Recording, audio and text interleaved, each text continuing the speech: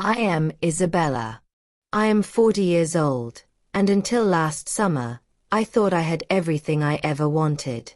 A beautiful home in a quiet town called Riverview, a husband who provided for me, and a life that looked perfect on the outside.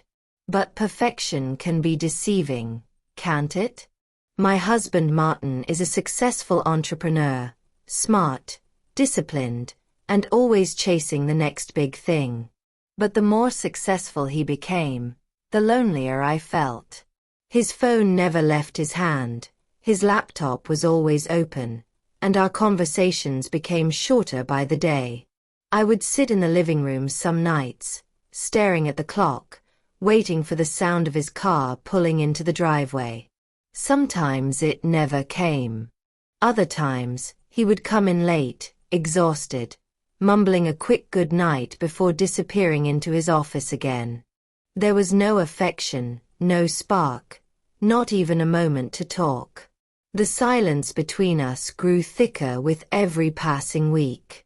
I tried to remind myself that he was doing it for us, for our future, but I could not ignore the ache in my heart. I missed being seen. I missed being wanted. And then, there was Ethan. Ethan was Martin's son from his first marriage. He had just finished college and moved back home for a while before starting a new job. I had known him since he was a teenager, polite, quiet, and respectful. But now, he was 23, confident, and carried a certain presence that caught my attention in ways I did not expect. It started innocently. Small talks in the kitchen. Shared laughs about little things. But there was something in the air I could not explain. The way his eyes lingered a second too long, or the way he smiled when I walked into the room. I tried to dismiss it, told myself I was imagining things. But deep down I knew. And the truth is, I did not run from the attention. I welcomed it. Because for the first time in a long time, I felt alive again. It was a warm evening in late July. Martin was working late, as usual. I had prepared dinner for 2, but by 9 o'clock, the food was cold and untouched. I sighed, turned off the lights in the dining room, and went upstairs to change out of the red dress I had worn, hoping foolishly that tonight he would notice me. As I stood before the mirror, I barely recognized the woman staring back. My reflection looked tired, forgotten, and a little lost. I let out a deep breath, wondering when I stopped feeling beautiful. That was when I heard a soft knock on the door. "Hey, Isabella," a familiar voice said. It was Ethan. He had come home earlier than expected. I froze, startled by how quickly my heart began to race. I pulled a robe around me and opened the door just enough to see him standing there, smiling, casual, unaware of the storm inside me. He asked if I was okay, said I looked sad. His tone was gentle, sincere. And for some reason, that broke something in me. I found myself telling him more than I should have, about the loneliness, the distance, the way Martin had forgotten how to love me.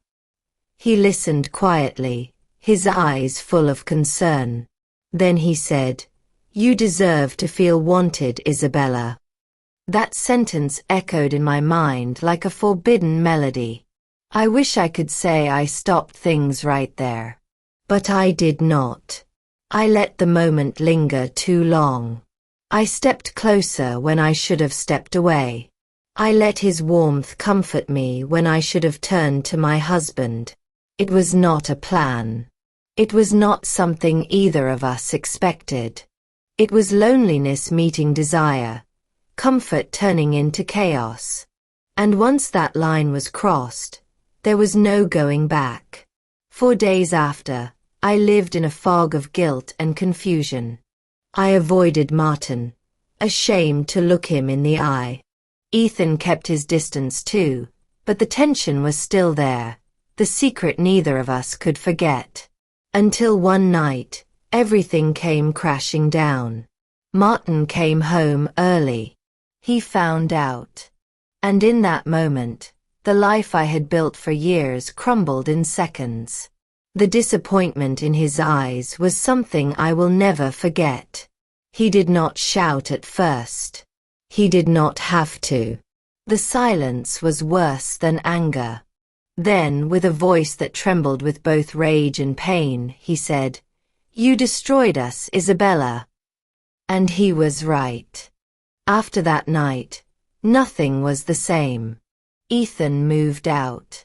Martin filed for divorce. And I was left with nothing but memories and guilt. I packed a few things and went to stay with my friend Clara, who did not ask many questions. She just hugged me and let me cry. The days turned into weeks, and I kept replaying everything in my mind, the choices I made, the moments I could have stopped, the pain I caused. It is strange how one decision can rewrite the story of your life. Sometimes I catch myself wondering what would have happened if I had waited a little longer, if I had found the courage to talk to Martin instead of giving in to weakness. Maybe things would have been different. Maybe I would still have the life I once called perfect. But wishing does not change the past. I lost everything because I confused attention with love, desire with comfort, and passion with connection.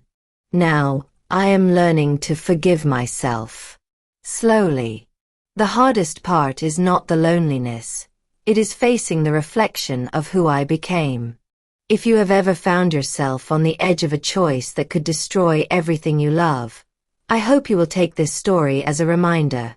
The fire of temptation always burns brighter than the light of wisdom, but its ashes are cold.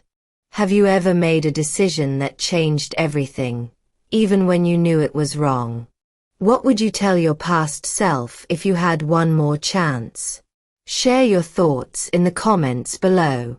And if this story moved you, do not forget to like, turn on the notification bell, share, and subscribe for more heartfelt confessions like this one.